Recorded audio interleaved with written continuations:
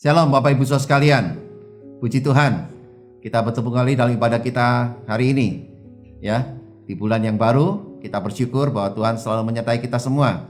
Kita tahu bahwa Tuhan selalu terus memimpin kita meskipun di masa-masa saat ini masih pandemi COVID-19. Bapak Ibu Saudara sekalian, biarlah ini menjadikan kita semakin tahu bahwa Tuhan selalu memelihara dan menjaga kita setiap harinya. Puji Tuhan, haleluya. Nah, Bapak Ibu Saudara sekalian, tema khotbah saya hari ini adalah level iman. Ya, di sepanjang bulan ini, di bulan yang baru, kita melihat bagaimana Tuhan memimpin kita di bulan November ini untuk kita menjadi murid yang beriman. Dan di minggu yang pertama ini saya sampaikan satu tema tentang level iman tadi. Saya akan bacakan buat Bapak Ibu Saudara sekalian, yaitu dalam 2 Korintus pasal yang ke-13 ayat yang ke-5. Ujilah dirimu sendiri, apakah kamu tetap tegak di dalam iman? Selidikilah dirimu, apakah kamu tidak yakin akan dirimu bahwa Kristus Yesus ada di dalam diri kamu? Sebab jika tidak demikian, kamu tidak tahan uji. Nah, Bapak Ibu Saudara sekalian, tujuan dari sebuah ujian adalah supaya menguji kita, apakah kita sudah memenuhi syarat-syarat tertentu untuk naik level atau ke kelas selanjutnya. Firman Tuhan katakan bahwa kita harus menguji diri kita sendiri. Lalu apa yang harus kita uji dan selidiki? Yang pertama Bapak Ibu adalah apakah iman kita tetap kepada Yesus? Tuhan akan menguji kita baik dalam keadaan buruk maupun dalam keadaan baik. Waktu kita miskin ataupun waktu kita kaya, waktu kita suka atau waktu kita lagi berduka, dalam kondisi apapun Tuhan akan menguji hati kita. Dan dalam kondisi apapun, jangan sampai kita menyangkal Tuhan. Ya, dalam masa-masa penganiayaan ini, ya, dalam masa-masa yang sulit seperti ini akan terbukti apakah kita tahan uji untuk kita terus bisa percaya kepada Yesus.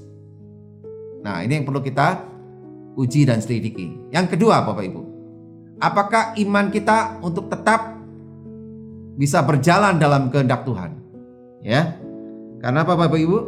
Karena Tuhan akan menguji setiap kita saat kita harus memilih kehendak Bapa atau kehendak diri kita sendiri. Nah, Tuhan memberi kehendak bebas kepada kita manusia.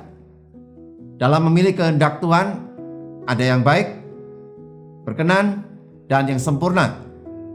Berapa banyak kita punya mental hanya untuk mendapatkan yang baik saja, ya, tapi tidak punya mental untuk mendapatkan kehendak Bapa yang sempurna. Nah, kita perlu periksa hati kita Bapak Ibu. Ya, kita uji sama-sama.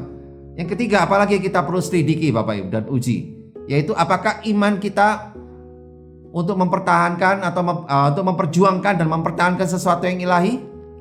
Nah, kita perlu lihat Bapak Ibu. Karena apa? Karena daya juang ini sangat penting dalam hidup kita. Ya, ada beberapa sifat manusia yang saya temukan. Pertama, biasanya apa? Pasrah, menerima apa adanya, pokoknya lulus atau selesai. Ya. Yang kedua, hasilnya sudah baik sebenarnya, tapi tidak puas dengan hasil usahanya. Ya, nah, ini namanya orang yang tidak mau mengakui bahwa dia sudah bisa sebetulnya. Ya, ini ada kesombongan yang terselubung, ya.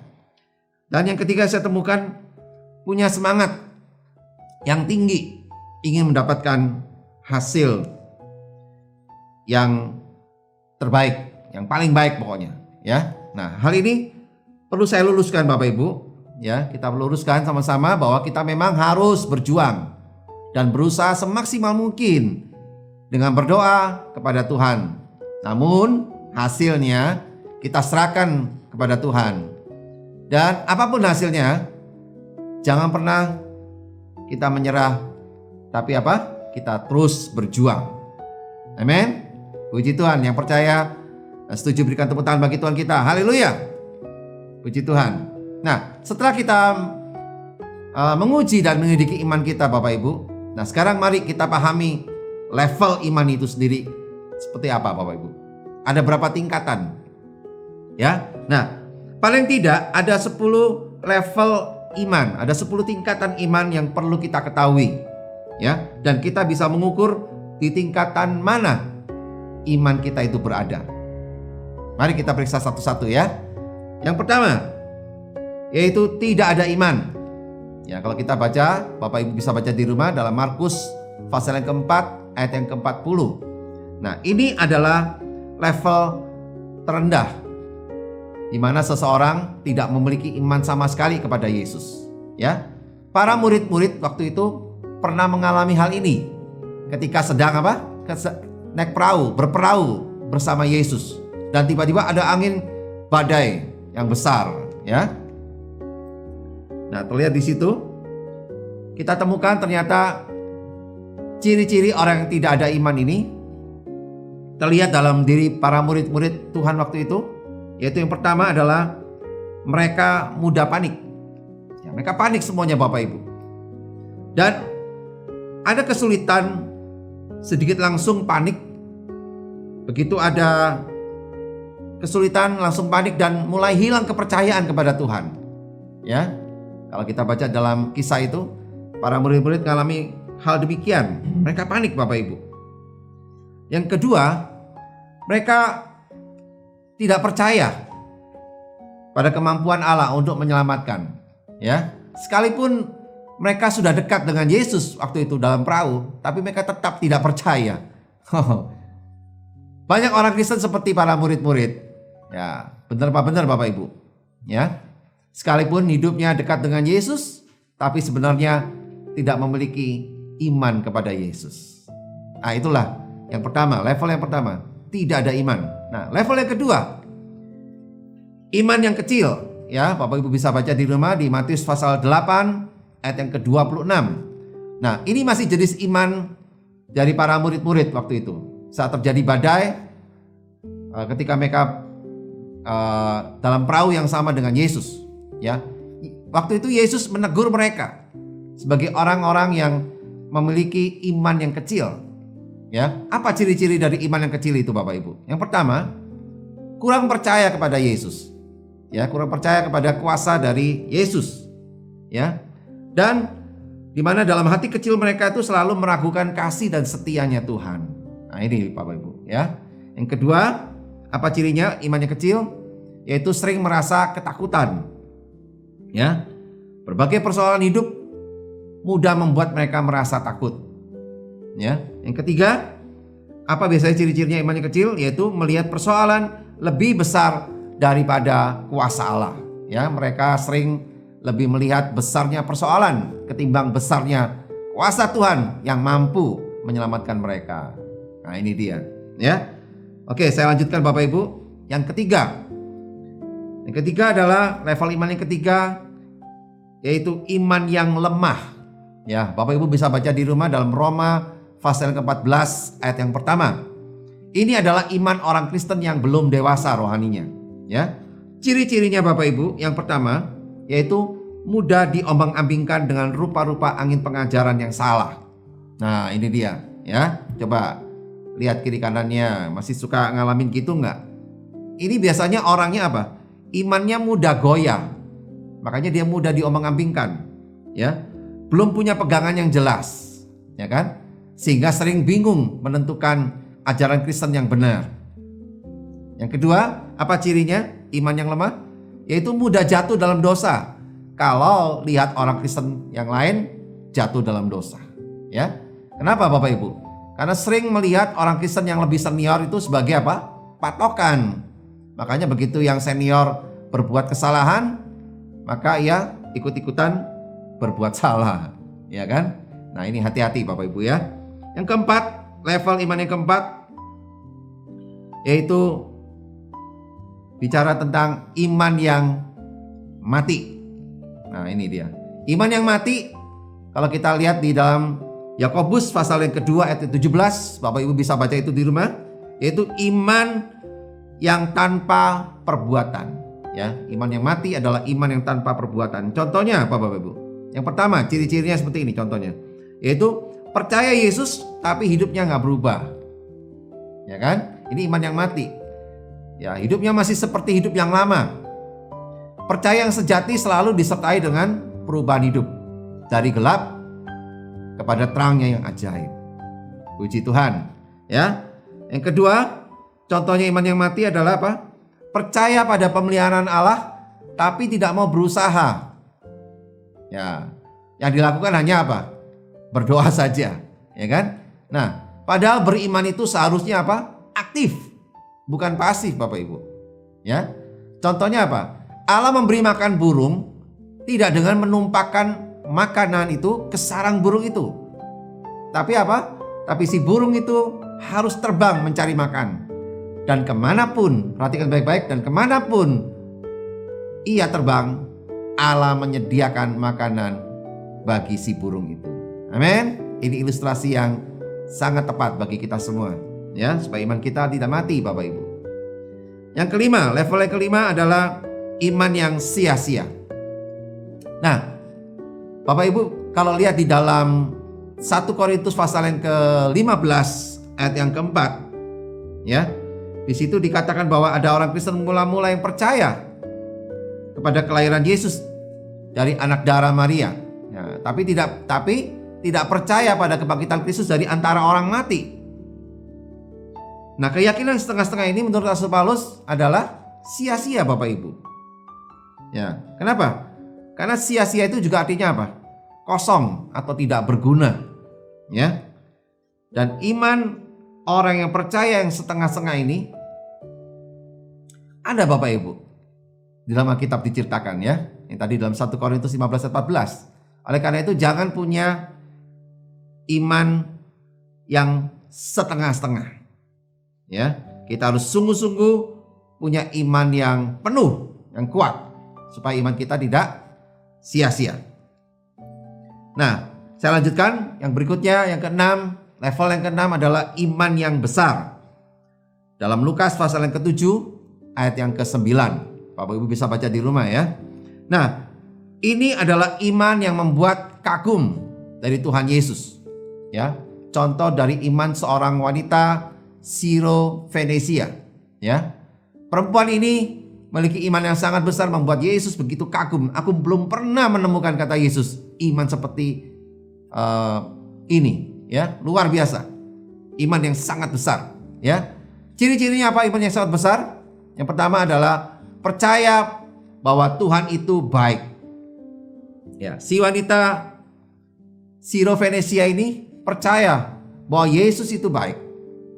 Oleh karena itu makanya ia terus minta agar Yesus menyembuhkan anaknya yang kerasukan setan. Ya, dia minta terus, Bapak Ibu. Karena dia tahu Yesus itu baik. Pasti akan memberikannya. Yang kedua, apa ciri iman yang besar? Yaitu percaya sebelum melihat. Nah, ini dia. Orang yang memiliki iman yang besar, dia selalu percaya lebih dulu, baru melihat mujizatnya. Amin. Haleluya. Ya, sebaliknya orang yang memiliki iman yang kecil, ya, dia maunya lihat dulu, baru mau percaya. Coba tanya sebelah kiri kanannya, kamu pilih yang mana? Atau kamu model orang yang mana? Nah, ya, dijawab sendiri Bapak Ibu, ya. Yang penting jangan ribut. Ya, kita mau terus ibadah dalam hadirat Tuhan yang mulia dan manis di tengah-tengah kita. Puji Tuhan. Haleluya. Miliki iman yang besar. Amin. Yang setuju berikan tepuk tangan bagi Tuhan kita. Wow. Haleluya. Saya lanjutkan Bapak Ibu. Yang ketujuh, level yang ketujuh. Level iman yang ketujuh adalah penuh iman. Ya. Kisah Para Rasul pasal yang ke-11 ayat yang ke-24. Ya, Bapak Ibu bisa baca di rumah di situ. Dikisahkan di situ adalah Barnabas adalah contoh orang yang penuh iman. Ya. Nah, ciri-cirinya apa mereka yang penuh iman ini? Yang pertama adalah orangnya baik. Ya, baik di sini berarti hatinya baik dan kelakuannya juga baik. Ya, amin. Yang kedua, cirinya apa? Orang yang penuh iman, penuh Roh Kudus. Nah, ini penting Bapak Ibu. Ini membuat imannya itu benar-benar penuh, ya, full. Artinya apa? Roh Kudus tinggal dalam diri orang itu dan dia hidup menurut pimpinan Roh Kudus. Itu artinya punya iman yang penuh, full of faith, ya. Ini yang kita harus capai Bapak Ibu. Karena Roh Kudus yang akan menjadi penuntun kehidupan kita bahkan sampai selama-lamanya. Haleluya.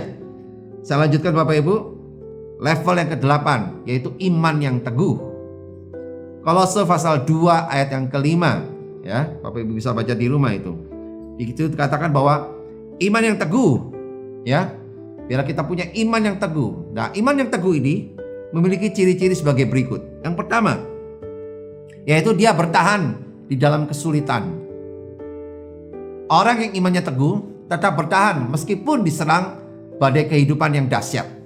Ya, ia tidak menyerah kepada keadaan, tapi mampu mengatasi keadaan. Nah, itu betul, ya. Yang kedua, apa ciri iman yang teguh? Tidak berpindah ke lain hati. Ya, orang yang teguh imannya juga tidak mau meninggalkan Tuhan, lalu berpaling kepada ilah yang lain, meskipun hidupnya sulit. Ya, ia puas dengan apapun yang diberikan Tuhan kepadanya. Amin. Coba beritahu sebelah kiri kanannya, saya puas dengan apapun yang Tuhan berikan kepada saya. Dan saya percaya yang Tuhan berikan pasti yang terbaik. Meskipun yang kita lihat belum baik atau belum terbaik, tapi saya percaya Tuhan pasti memberikannya tepat pada waktunya, yaitu memberikan kita yang terbaik. Haleluya. Yang percaya berikan tepuk tangan bagi Tuhan kita. Puji Tuhan. Yang ke-9, level iman yang ke-9 adalah kaya dalam iman. Yakobus pasal yang kedua ayat yang ke-5. Hendaklah kau kaya dalam iman. Ya, orang yang kaya dalam iman melebihi orang yang kaya banyak uang. Ya, orang yang kaya dalam iman memiliki ciri-ciri sebagai berikut. Yang pertama, hidupnya bergantung total kepada Allah. Ya, hanya Allah yang menjadi sandaran hidupnya. Yang kedua, dia memiliki kemurahan hati. Ia dikatakan kaya karena ia murah hati. Ia bersedia berbagi dengan orang lain. Ya, itu dia Bapak Ibu. Yang terakhir, level iman yang terakhir ada iman yang kudus. Ya, Yudas pasal yang pertama ayat yang ke-20. Iman yang kudus adalah iman yang membuat orang bertekad untuk hidup kudus. Hidup kudus. Ya, ciri-cirinya apa? Yang pertama, dia akan berusaha meninggalkan hidupnya yang lama. Ya, tidak lagi tertarik dengan hidup yang lama, karena dia tidak mau seperti anjing yang kembali ke muntahannya. Yang kedua, hidupnya sesuai dengan firman Tuhan. Untuk menjaga kesucian hidup, ia berusaha hidup menurut firman Tuhan. Dalam setiap langkah, ia menyesuaikan diri dengan firman Tuhan. Nah, itulah Bapak Ibu level-level iman. Nah, sekarang pertanyaannya, ada di level manakah iman Anda saat ini? Ya, Bapak Ibu jawab sendiri ya. Oleh karena itu kita harus terus tingkatkan level iman kita. Amin. Kita tahu bahwa iman itu hidup. Bukan hanya sekedar hidup Bapak Ibu, tetapi hidup yang iman yang sehat, iman yang subur, sehingga dapat berbuah banyak. Amin. Haleluya. Untuk itu iman harus ditumbuhkan dan dikuatkan Bapak Ibu. Mengapa? Nah, ini dia. Alasannya pertama, supaya iblis tidak memperdaya kita. Mengingat kita memiliki apa? Kelemahan. Jangan lupa Bapak Ibu, kita punya kelemahan di dalam daging dan jiwa kita yang memungkinkan kita dapat dicobainya. Ya, Bapak Ibu bisa baca di Markus pasal yang ke-14 ayat yang ke-38. Yang kedua, alasannya kenapa kita harus kuatkan iman kita, ya, dan tumbuhkan iman kita. Yaitu yang kedua adalah untuk menantikan penggenapan janji Allah dan ketaatan untuk berpegang pada perintah Tuhan. Ulangan 8 ayat 1 sampai 3 ya. Yang ketiga alasannya supaya tidak jatuh pada kesesatan di tengah dunia yang semakin jahat ini ya. 2 Timotius pasal yang ketiga ayat 1 sampai 9. Dan yang keempat alasannya yang terakhir supaya berkemenangan sampai pada akhirnya, yaitu kehidupan yang kekal. 2 Timotius pasal yang keempat ayat ke-7 sampai ke-8. Nah, tibalah saya di penutup khotbah saya hari ini. Oleh karena itu, milikilah iman yang penuh dengan disertai perubahan hidup dan perubahan pikiran, sehingga kita berjalan dari kemenangan kepada kemenangan yang dari Tuhan. Amin. Haleluya. Jangan membiarkan ada rongga-rongga ketidakpercayaan yang menyebabkan kelemahan iman kita. Ya, 2 Korintus 10 ayat 5b katakan apa Bapak Ibu saudara sekalian? kami menawan segala pikiran dan menaklukkannya kepada Kristus. Puji Tuhan, haleluya. Tuhan Yesus memberkati kita semua, dan biarlah firman ini mengingatkan kita dan membuat iman kita terus makin bertumbuh dan makin kuat di dalam Tuhan. Haleluya, puji Tuhan. Mari kita berdoa. Bapa, kami bersyukur Tuhan untuk hari ini. Kami sungguh percaya Engkau di tengah-tengah kami, dan kami melihat perbuatan-Mu yang ajaib Tuhan selalu menyertai kami. Kami sadar Tuhan, iman kami harus terus bertumbuh, harus terus dikuatkan, diteguhkan Tuhan. Supaya kami boleh mengalami kehidupan iman, level iman yang terus meningkat. Sehingga kami bisa sungguh-sungguh Tuhan mengalami penggenapan janji firman-Mu dalam kehidupan kami Bapa. Terima kasih Tuhan untuk firman-Mu yang luar biasa, mengubahkan kami, memberikan paradigma yang baru bagi kami untuk kami mengerti tentang level iman kami Tuhan. Sehingga kami bisa melihat, bahkan mengukur Tuhan level iman kami sesungguhnya. Sehingga kami boleh sadar, kami boleh terus tingkatkan level iman kami Tuhan. Semakin hari semakin kuat, dan semakin hari semakin sungguh-sungguh Tuhan membawa hidup kami, kekristenan kami Tuhan, menjadi Kristen yang tahan uji Tuhan, dan sanggup untuk menghadapi segala sesuatu. Karena Tuhan selalu menyertai kami, bahkan sampai selama-lamanya. Kami bersyukur untuk semuanya ini Tuhan. Di dalam nama Tuhan Yesus, kami bisa berdoa dan mengucap syukur. Haleluya. Amin. Tuhan Yesus memberkati.